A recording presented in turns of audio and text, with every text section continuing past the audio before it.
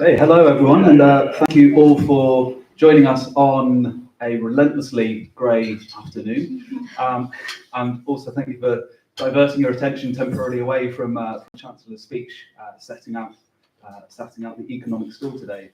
Hopefully we're going to strike a little bit more of an upbeat tone than the weather has, talking about how we can boost investment in the UK to drive growth, greener, more inclusive growth. My name's Sam Robinson, and I'm a senior researcher at the Social Market Foundation. And if you don't know, if you haven't heard of the Social Market Foundation, we're an independent cross-party think tank. We do work across a broad range of areas of public policy. And we have a fantastic panel assembled today to talk about driving growth, boosting investment, how we get more of it in the UK. But before we get on to the meat of the discussion, just a little bit of housekeeping. Firstly, if there is a fire, follow the green man. Basically, he knows where he's going, so you don't stay in the room. And we'll also be live streaming this event. So if you want a memento of what you said in this event, a particularly witty observation or question you asked, it will be available for the whole internet to see. So you can show your friends, show your family. You can join in the conversation online on Twitter, or X, I should say. You can use the tags at SMF Think Tank or at INVASOC, the Investment Association's tag. And we're very grateful to the Investment Association for sponsoring today's event. If you want to be fully on brand, you can use hashtag LPC24 as well to boost your tweet. So, in terms of the speakers we have, on my immediate right, we have Chris Cummings. Chris is the Chief Executive of the Investment Association, and that's the trade body that represents UK-based investment managers. He's also a member of the Treasury's Asset Management Task Force, as well as the Financial Services Trade and Investment Board. And further along on my right, we have Kumaran MP. So Uma is a Member of Parliament for Stratford and Bow, and she's also previously held some interesting political roles advising Mayor Sadiq Khan, and been Deputy Director of Affairs for Keir Starmer as well. On my far left, positionally, not politically.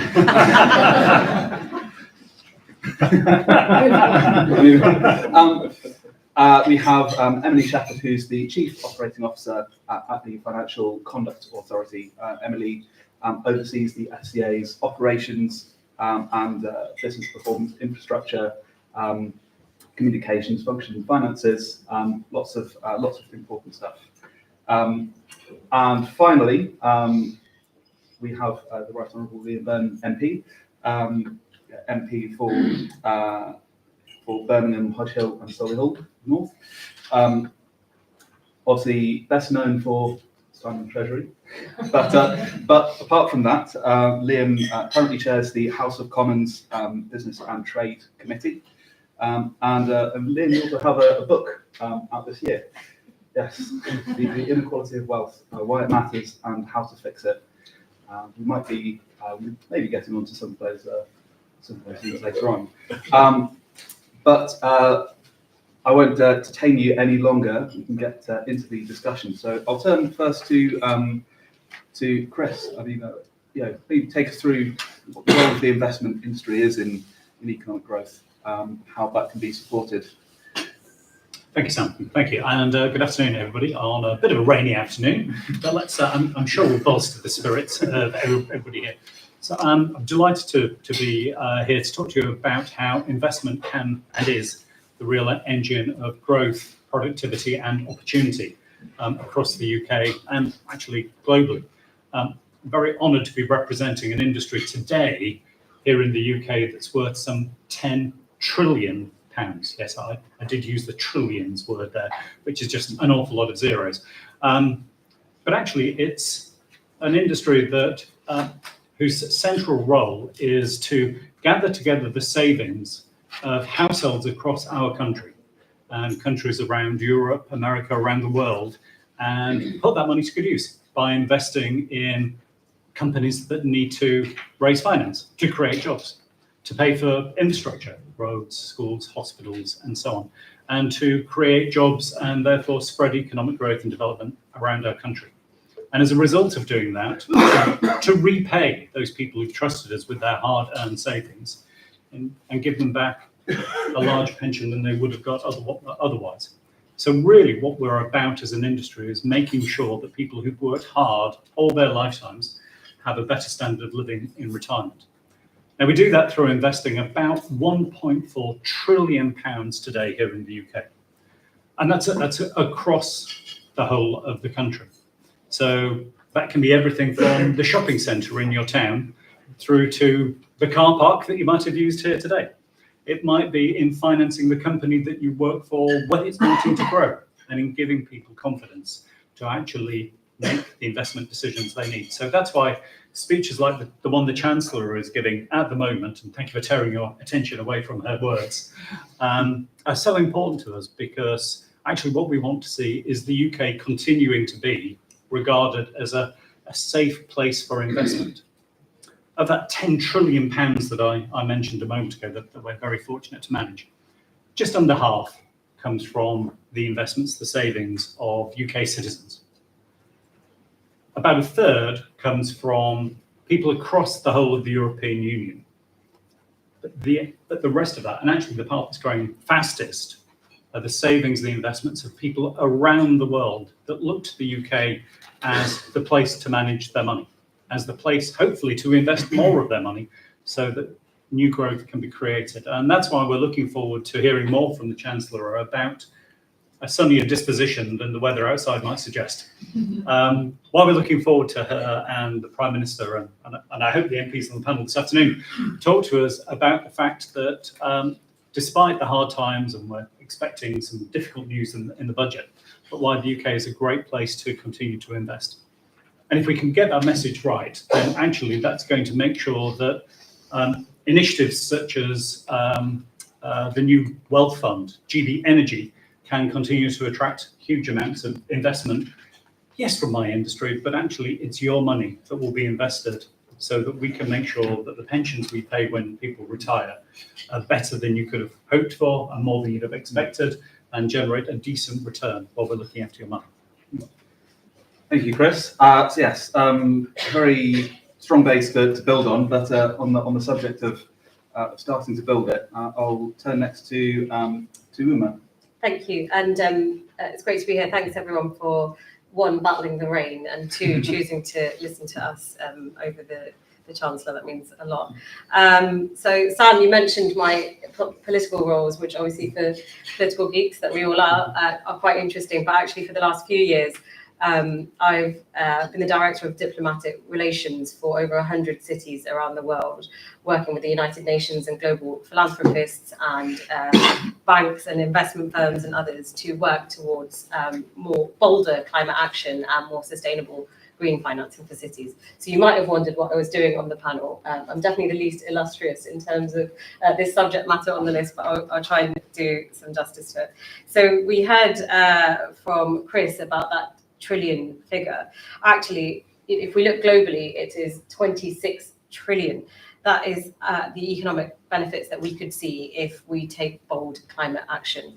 And that's why speaking about this in terms of cleaner, greener investment is so crucial.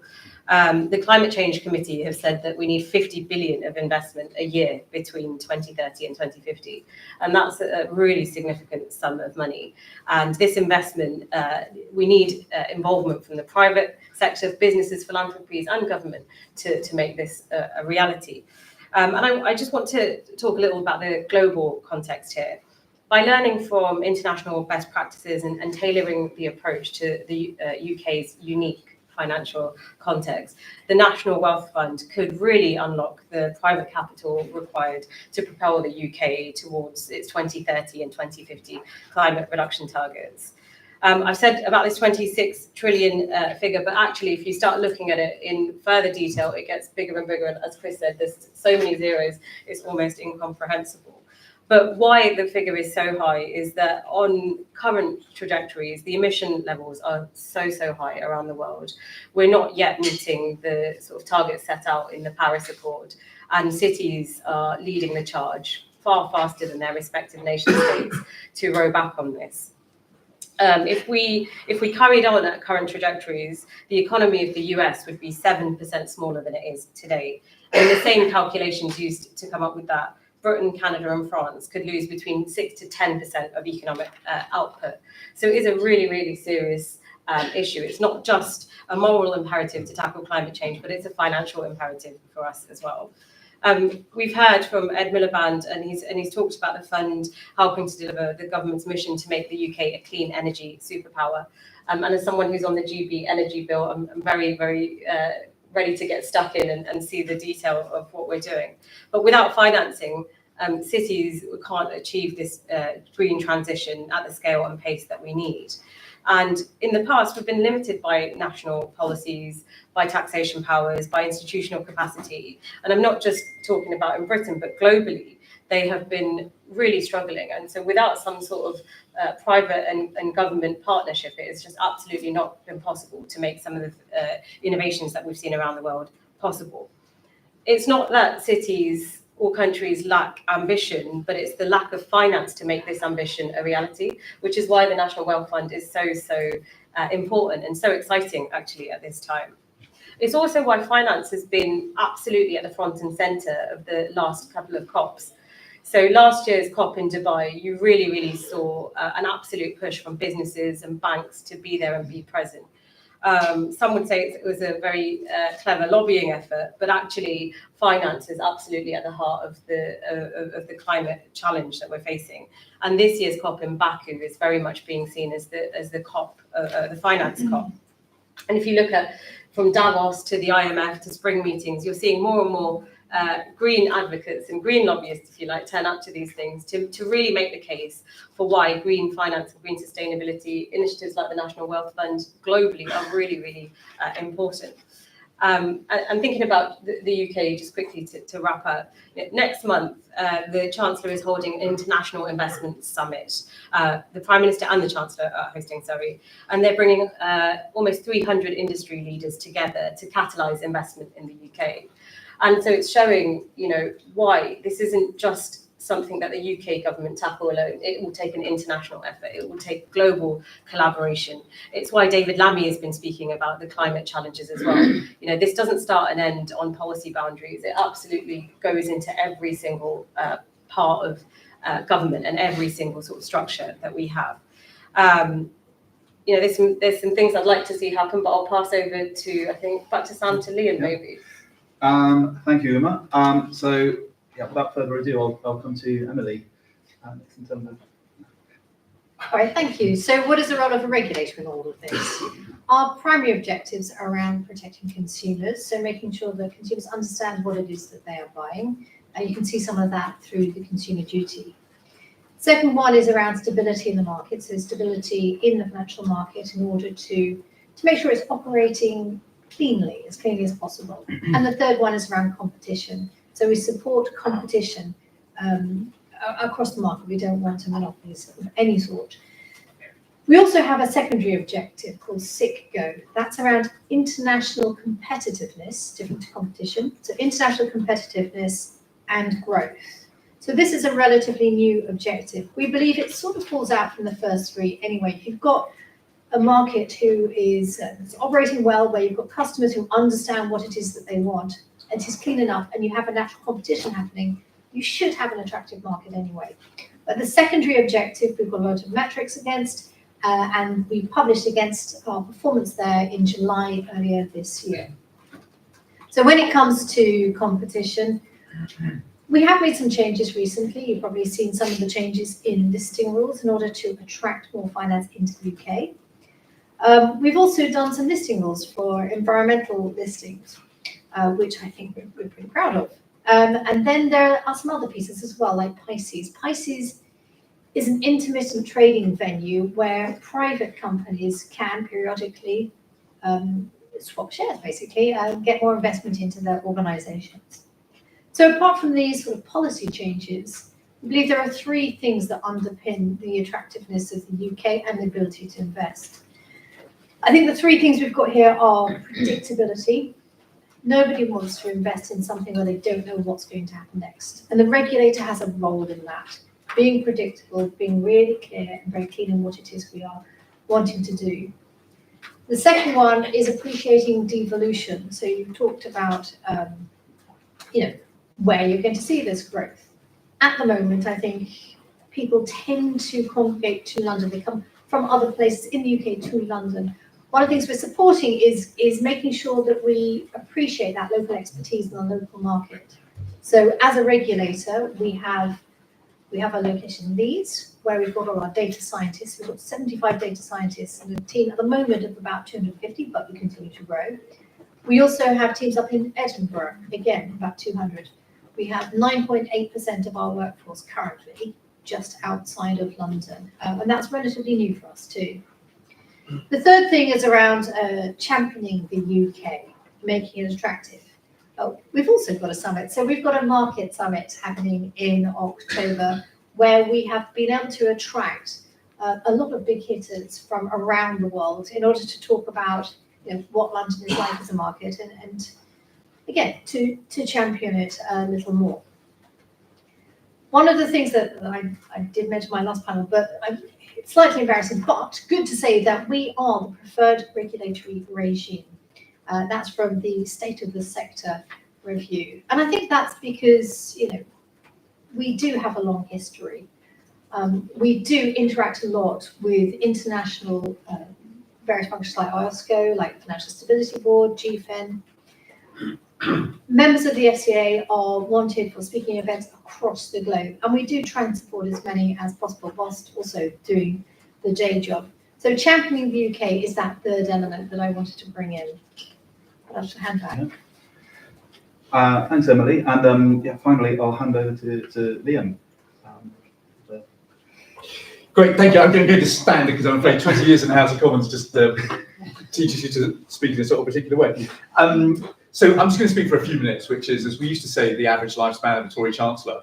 And the great news is that there is indeed a book-length version of what I'm about to tell you, which is available on a limited run of paperbacks in Waterstones downstairs.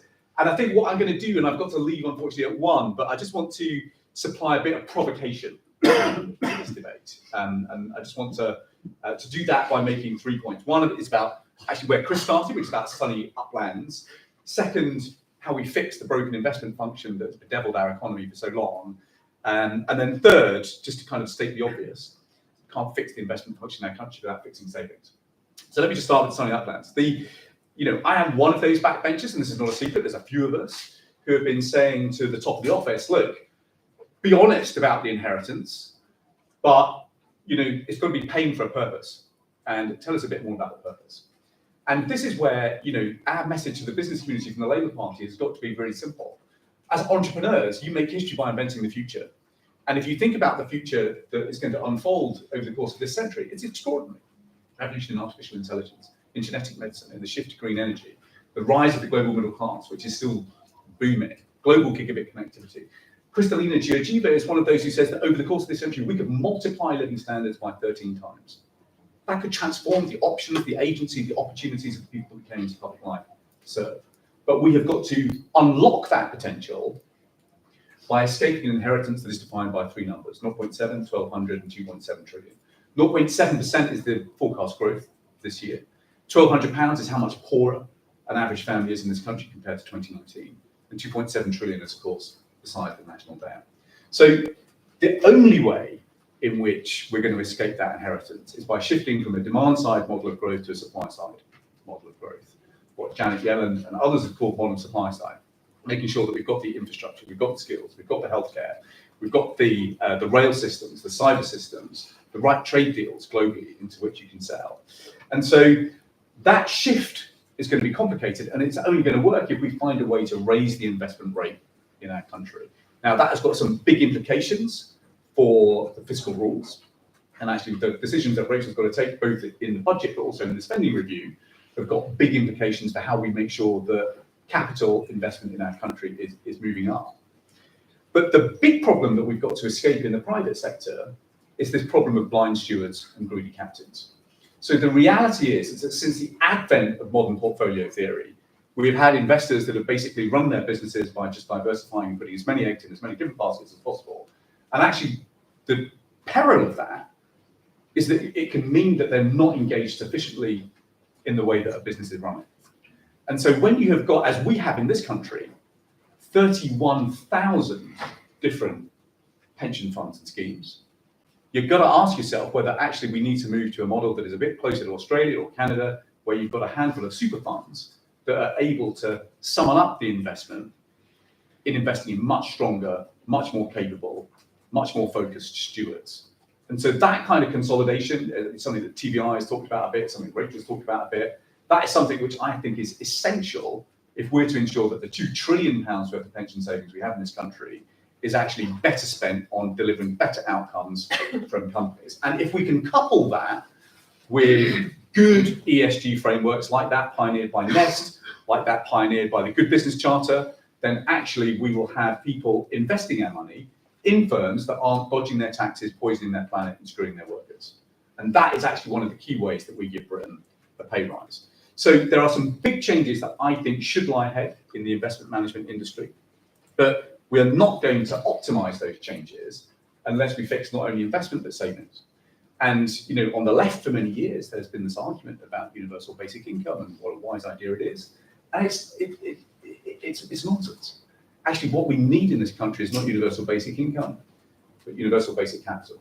We live in a country today where outside there, 25% of people have net savings of less than £100. So this wealthy country that we're proud to live in, a quarter of our neighbours have net savings of less than £100. And so there are things that we need to do, changing the way that we tax incentivise those savers with not very much to save. Most of our tax breaks at the moment for savers go for those who already have a lot of money. Thinking about how we roll out universal savings accounts in the way that Nest is doing with its sidecar accounts. These are things that are all doable and which could begin to make a real difference. If we can couple that with a much bigger sovereign wealth fund in this country, not something that is about 10 billion, but something that is worth about 200 billion, then you've got the flow of dividends that may come in the future that could act as an important supplement to savings for those of us who have very little. So my kind of call to action, I suppose, is for a different kind of relationship between the investment community and business community and us as politicians. I very much hope that the Select Committee for Business and Trade could be one of those spaces where we can figure out that overlapping consensus between left and right, between business and trade unions, between civil society and politicians. Because ultimately, if we're to change things for the long term, we're going to have to learn from that old proverb that, sure, if you want to go fast, go alone, but if you want to go far, go together. And this is a journey that we're going to need to travel together. Thanks very much. Okay, thank you to all of our panel. We'll get to questions in a second, but before we do that, I want to use my chair's prerogative to set the ball rolling. So, Liam, if I may, because I know you need to leave imminently. So, yeah, obviously, we have twin growth. Growth is front and centre of this government agenda, but we obviously know the urgency of the need for progress on climate change as well. So, do you see that as kind of a balancing act that we need to manage when it comes to deploying investment, generating investment, and what are the main things that we could be doing better in that respect? Yeah, so look, this is a great question. So basically, the cornerstone of modern supply side is a modern industrial strategy. And the industrial strategy that we've got to construct in the UK has got to do three things. It's got to decarbonise, it's got to decentralise, and it's got to de-risk. And all of those things are really quite difficult to do And there are big questions for us in Parliament about how do you govern that? How do you ensure that you get value for money for these investments? How do you make sure that the money that you're putting into firms in industrial policy subsidies don't simply go to shareholders, but actually deliver real wage growth? So, this is all quite novel territory for the UK. And then you've got to kind of underpin that by creating a foundation of public and private investment. And 80% of that money's got to come from the private sector. And that's got some implications about making sure the public sector investment is there.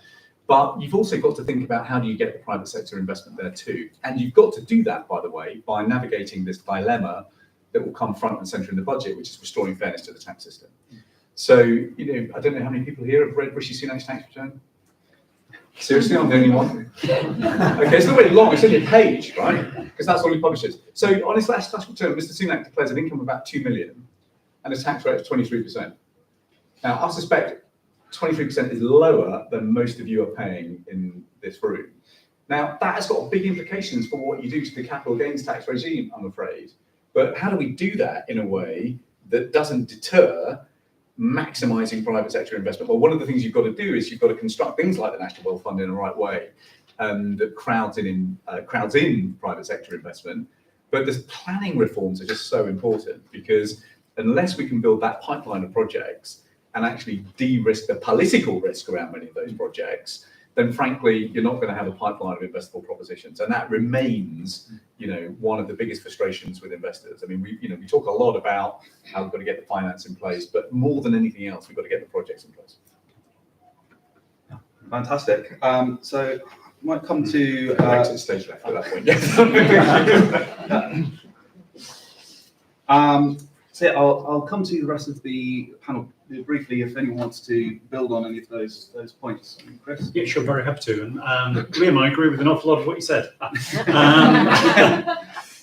follow up later. And a serious point, and Liam raised some very good points actually in terms of slaying some of the beasts that we've been confronted with that have become orthodoxy, and it's time to challenge orthodoxy.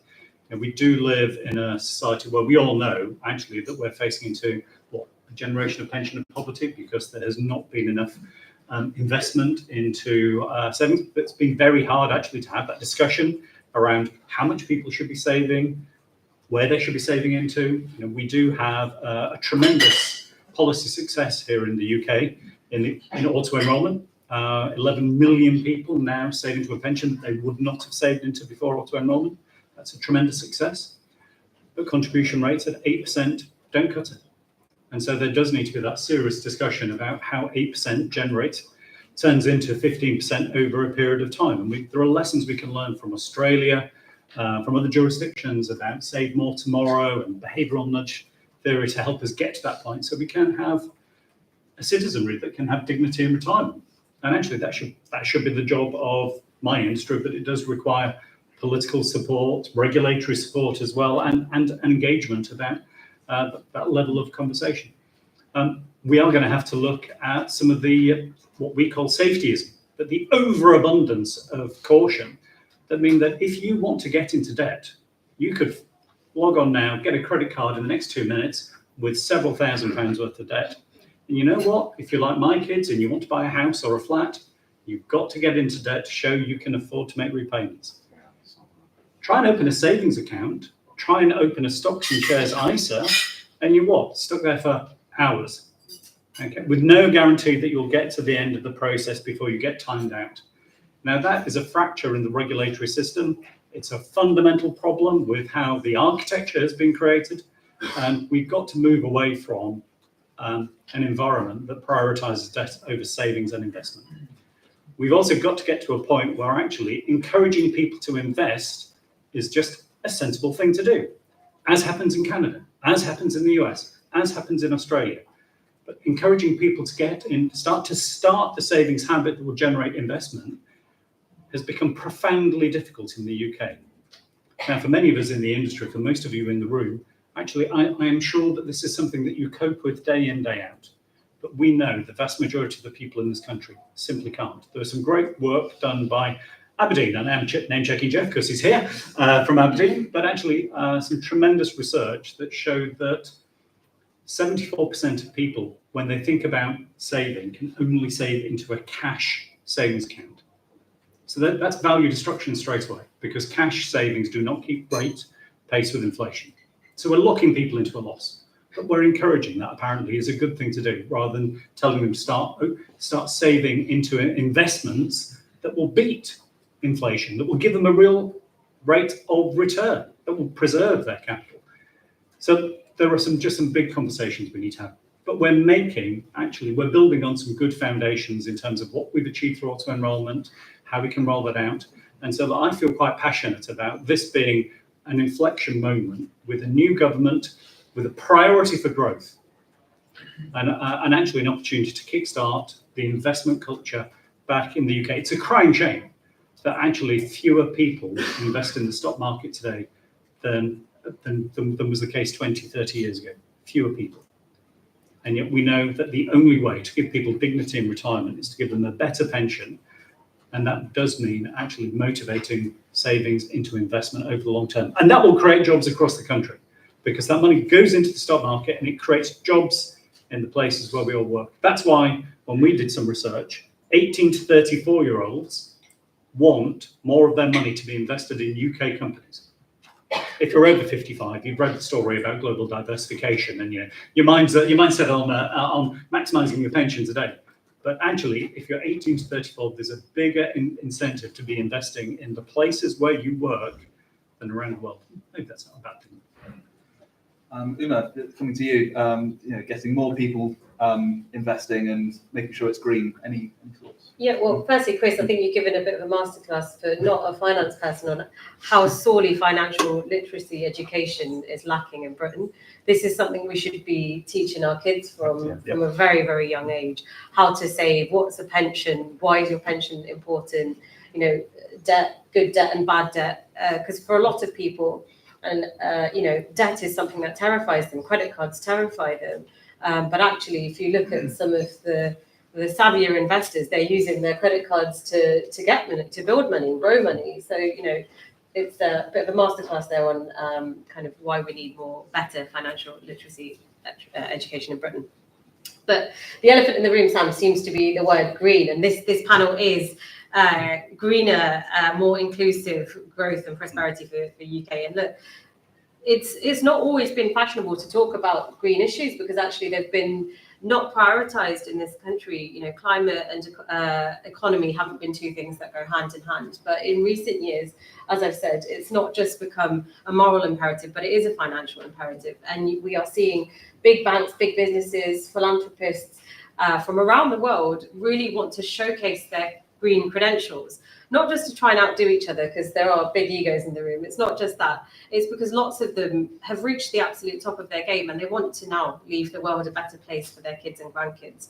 So there's a bit of heart into all this. So your question on and sort of, what can we actually do? There's some practical things. So the National Wealth Fund, there's a few snappy things that if anyone's listening, I'd love to see prioritised.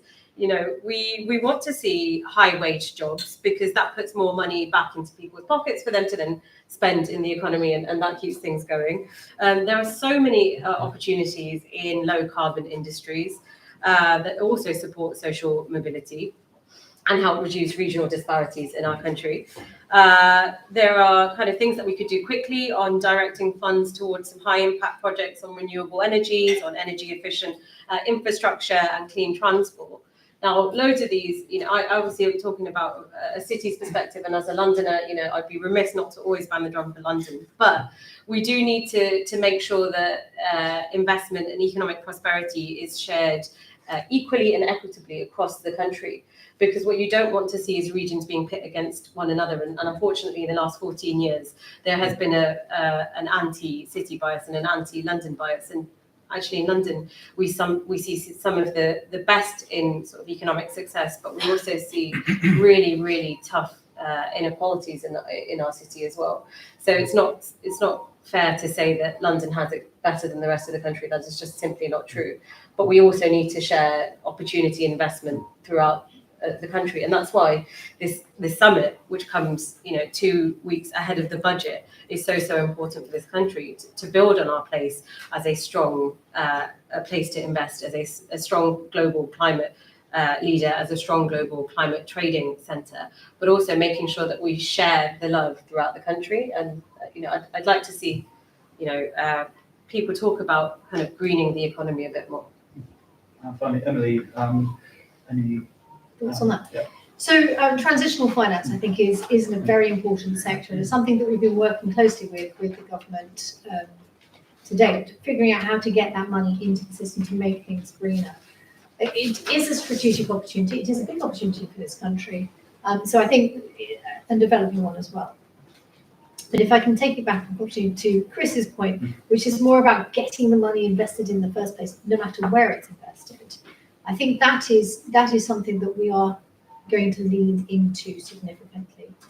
So one of the things we're doing at the FCA is looking at our next strategy, and this will be published sometime in March next year. What we've done is we've done the traditional strategic thing of looking at horizon scanning, next 10 years, what is the thing that is going to be a threat or an opportunity for this country, and what is our role as a regulator there. And I think what we have seen and what we've recognised is that we do need a tilt towards taking more risk. Just probably music to Chris's ears, but a little tilt towards taking a little bit more risk. And therefore, one of our lines is going to be about consumer resilience.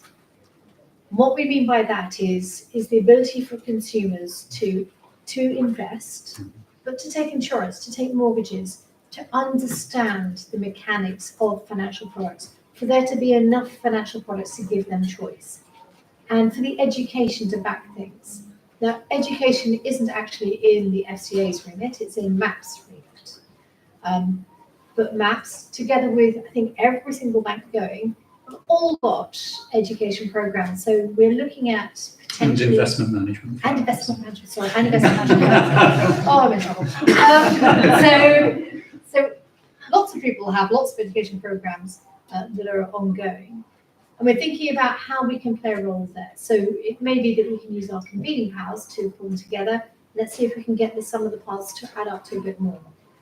We've already reached out to MAPS and got some agreement there in areas where we can link closer. We've done our own little work as well. We've done campaigns on Invest Smart and trying to get investors people to invest their money in the right organisations as well, and to know what is non-fraudulent. Fantastic. So I think we have 20 odd minutes for questions. I'll take them in threes. There's a roving mic coming your way. So just introduce yourself. Do keep your questions short. I will come first to the gentleman in the cream jacket on the front row. Yes. Thank you, panel. My name is Ajay Owale. I'm the head of supply chain at Renewable UK. So thank you for incorporating the word green into what I was talking about. Chris, I was just looking through your organisation's report. I noticed how Moray East offshore wind farm was discussed, and indeed the investment that Legal in General was put into that project. One of the things that confuses me, despite positive signs like the UK Investment Bank and the Scottish National Investment Bank investing in port infrastructure like Ardasea up in Scotland, one of the things that seems to surprise me is that link between UK pension funds and UK infrastructure projects just doesn't seem to be happening. And look, I've invested a little bit in my local community cooperative solar project, and I've invested in Ripple Energy, modest amounts, but it doesn't seem like the biggest sort of like fund that I have, i.e. my pension, is going directly into UK green infrastructure projects. And I just wondered, what's the missing link? Great. And lady in the on the second row. Hi there, I'm Rebecca. I'm from Rewilding Britain, and I also like to bring it back to the green. And I think it's wonderful that there's a lot of emphasis on green energy and green transport, for instance. But if we're going to deliver on climate and nature targets, we're going to need to talk about a green land and marine use transition that is going to require a lot of investment. So my question is, how do we kickstart and accelerate high integrity investment and predictable investment that is going to be needed to support people transitioning land and marine use? And we have someone over there.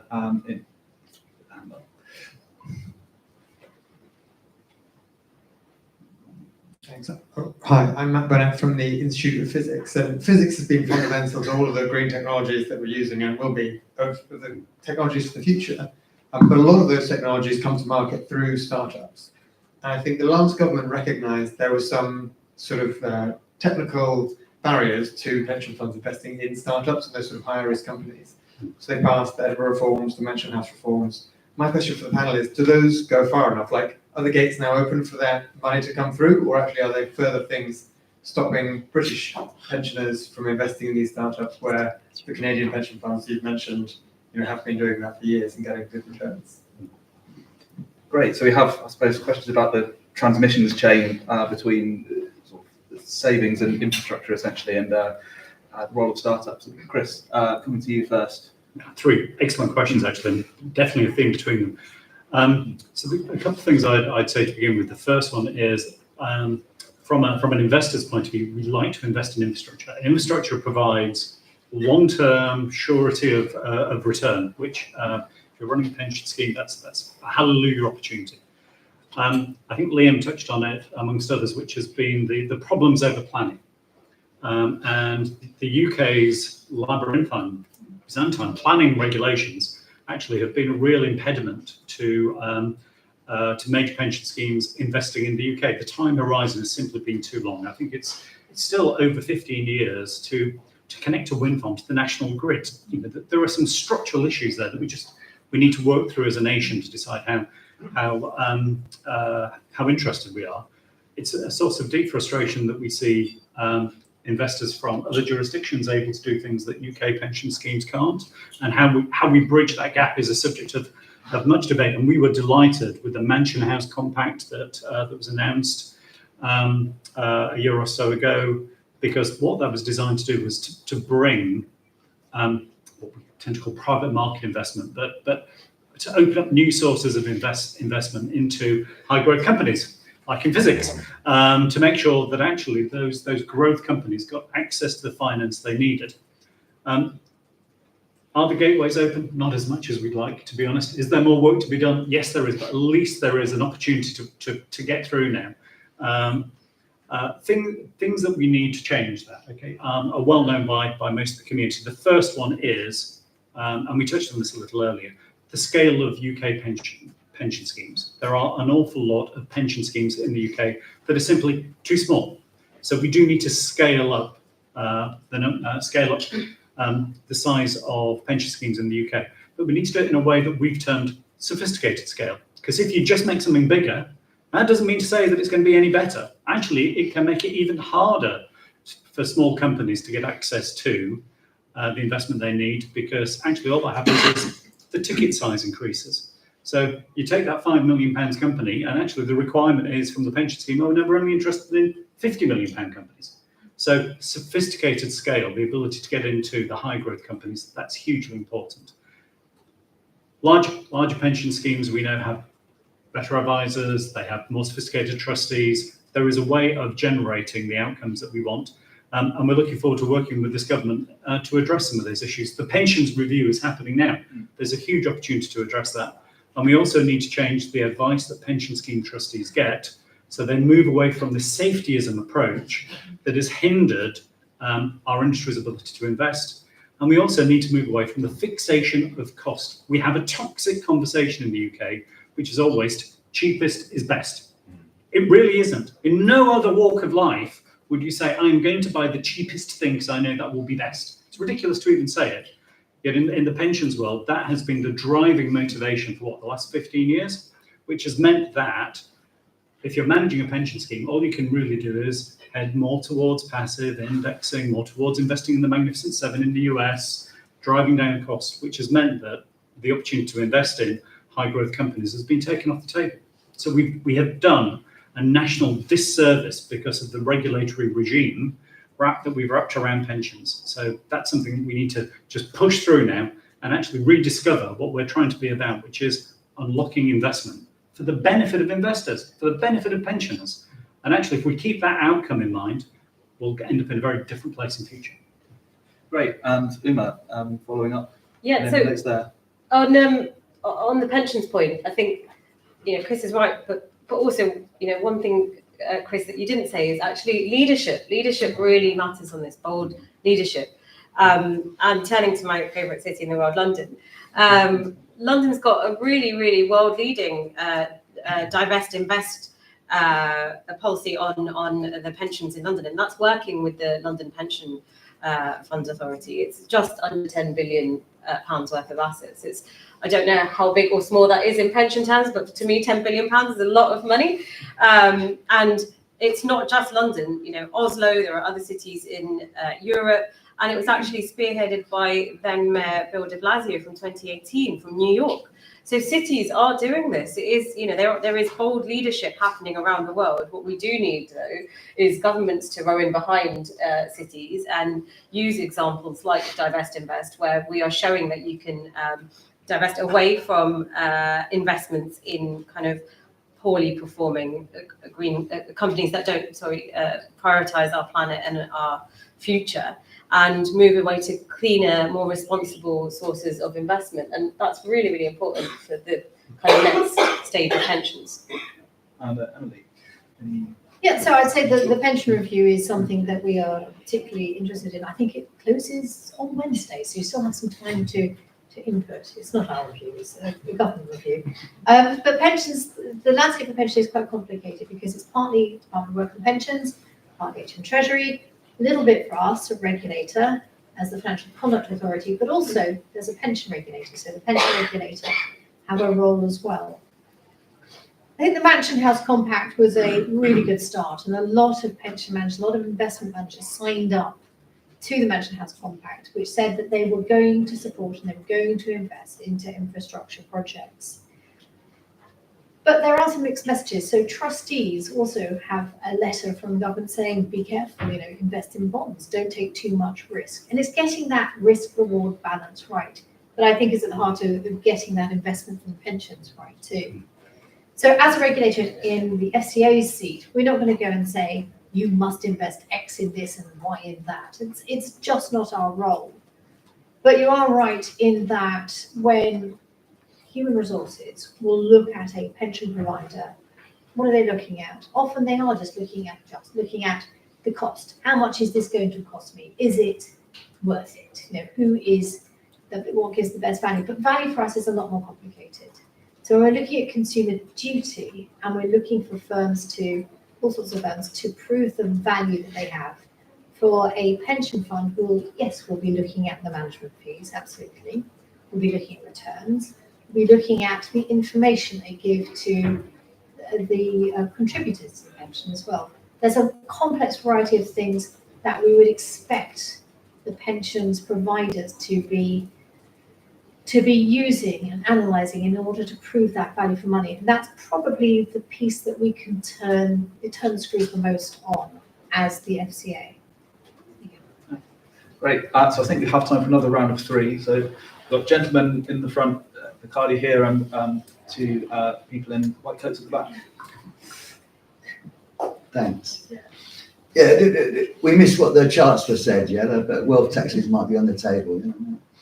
The pro-growth, the medium to long-term benefits of taxing wealth are well characterised in that it provides revenue to allow you to reduce destructive taxes on economically productive activities like work, enterprise and trade.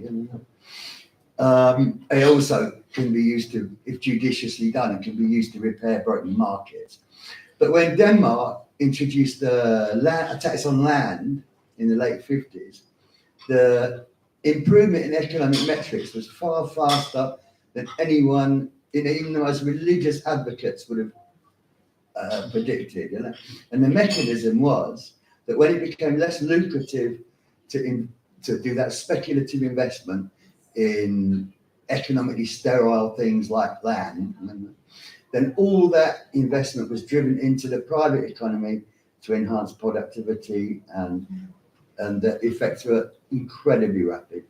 Of course, after 2 years, a landowner campaign got rid of that government, and the first thing they did on Thursday morning was abolish the tax.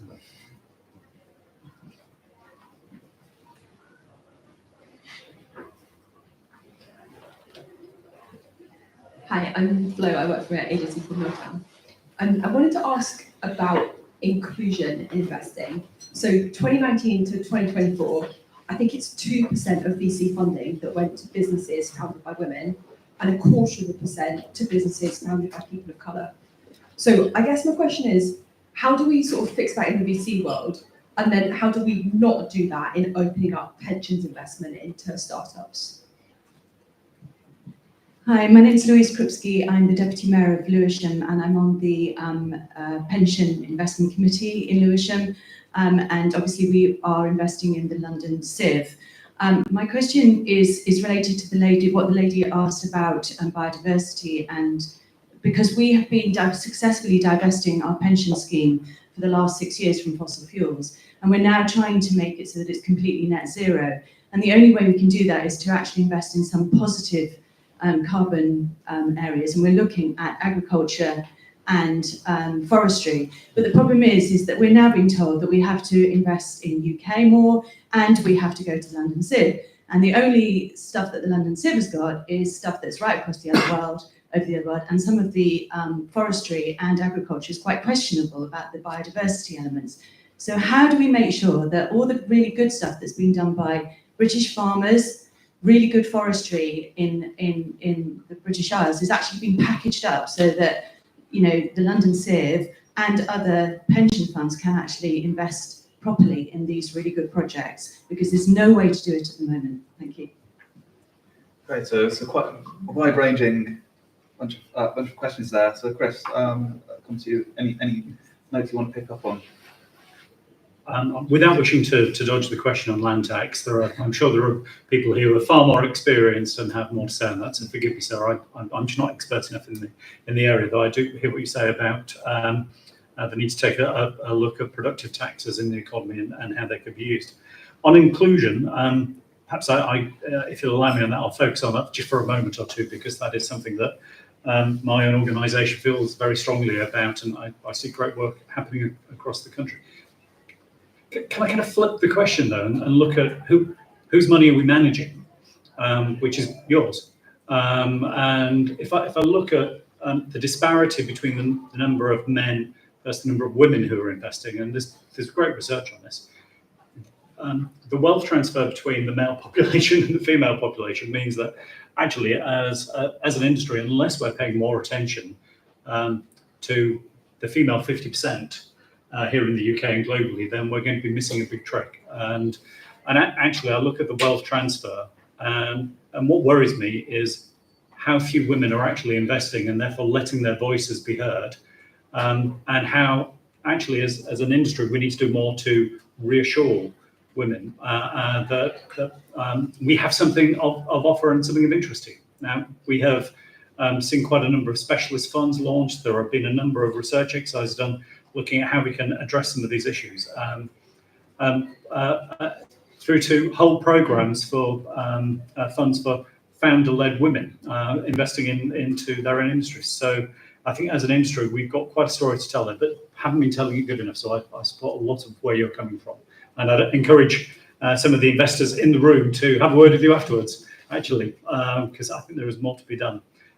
In terms of fossil fuels and green, we're going through a radical transformation of regulation on investing here in the UK at the moment, led by the FCA, as we roll out a program called the Sustainable Disclosure Regime, which is designed to make it much more obvious, much more easier for retail investors to understand where their money is going, and to make it more attractive to invest in green and eco projects. I think the jury's still out on how effective that's going to be, but I do hear your pleas for more green investment, for more positive investment rather than just negative options, and that's something that as an industry we are really keen to be working on. We have our own transition plan. I think we're looking forward to working with this government more on transition planning across all industries, because I think there is just an awful lot more hard work to be done. Right, and Emma, any? Well, on rewilding in particular, it's not just a savvy thing to do, it's incredibly popular. I was speaking to someone about one of the Mayor of London's most bizarrely popular post on social media, and it was about the reintroduction of beavers Yeah. in London. And the team that had posted it just could not understand why there was so much engagement. And I said, what's not to love about this cute little family of beavers? But actually, it captures people's hearts and minds, and that's one of the things. I spoke earlier about financial literacy, but it's also about people seeing the tangible change that all of the sort of wonky things that we're discussing, what that means in reality. And I'm glad there's the Deputy Mayor of Lewisham in the background as well, on biodiversity, on rewilding, on all of the sort of greener finance initiatives that we want. We can't achieve one without the other. We can't achieve net zero without doing some of these things. So we absolutely need to take it forward. I think just a couple of months ago, there's the Nature Capital Fund that is working with a pensions group in London on a fund specifically to do with nature and investing in nature-based solutions, as well as better pension investment options. So it's a new thing. I don't have too much detail on it, but it's quite interesting that that's the next stage of this. Great, and Emily, it's a lot to pick up on, but Exactly. I guess. So I'll do it quickly as well. So I think tax is obviously one of those levers that when you pull it, it has an impact immediately. And when you let it go, it has an impact immediately. Now, unfortunately, I don't have that sort of lever in the FCA. I'm not responsible for tax. But I can see how that would have made a big effect. And it is something that would be at government's disclosure to be able to enact. So I do want to move on a little bit to the venture capital piece and the women in finance, because I am on the executive committee of Women in Finance, and we are trying to push it. It's one of the things we are trying to push, getting more investment in women-led organisations more generally. So I will take your feedback. I'll take this moment back to that committee as well and play it in there. But yes, you're right. And the number of actual investment managers, I think Chris has probably got the population number on his fingertips, but it tends to be male-led more than anything. And so if people are making those decisions, it's probably not totally front of mind for them. But to the Deputy Mayor of Lewisham, I think you encapsulate some of the challenges that a trustee of a pension has. You know what you want to do. You want to invest in green things. We have done those labels to make it hopefully easier so you can trust our labels when they are applied. It's quite a rigorous regime. But then at the same time, you're being asked to invest in UK only and things like that. And it's so hard to manage all of these stakeholders constantly. And I do think the role of the trustee is one that has become more complicated. And I would hope that would be part of that pensions review as well. Fantastic. Well, a very wide-ranging and very fascinating discussion. I think it's fair to say one that we could continue all afternoon, but unfortunately, we're not going to be allowed to. So I'll have to wrap it up there. But once again, thank you to our speakers today, and thank you to the Investment Association for making this event possible.